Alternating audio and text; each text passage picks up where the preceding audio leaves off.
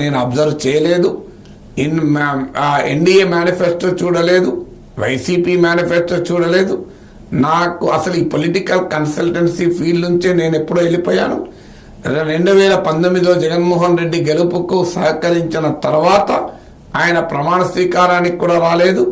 అప్పటి నుంచి నేను ఆంధ్రప్రదేశ్లో అడుగే పెట్టలేదు అన్నాడు. ఆంధ్రప్రదేశ్ అడుగు పెట్టలేదు. నేను బీహార్లో పాదయాత్రలో ఉన్నా. నాకు ఆంధ్రప్రదేశ్ గురించి ప్రత్యక్షంగా అంచనా లేదు అని అంటున్నాడు. అంటూనే ఎన్నికల్లో పలానా పార్టీ గెలుస్తుంది, ఓడుతుంది అని ప్రిడిక్షన్ చెప్తున్నాడు. అంటే ఆంధ్రప్రదేశ్కి వెళ్లకుండా, ఆంధ్రప్రదేశ్లో మేనిఫెస్టోలను చూడకుండా, ఆంధ్రప్రదేశ్లో రాజకీయ ప్రచారాన్ని గమనించకుండా, ఆంధ్రప్రదేశ్ రాజకీయ పరిస్థితులపైన అవగాహన లేదంటూనే పలానా వాళ్ళు గెలుస్తారు, పలానా వాళ్ళు ఓడుతారు అని చెప్పడం దేనికి సంకేతమో మనం అర్థం చేసుకోవచ్చు. ఇక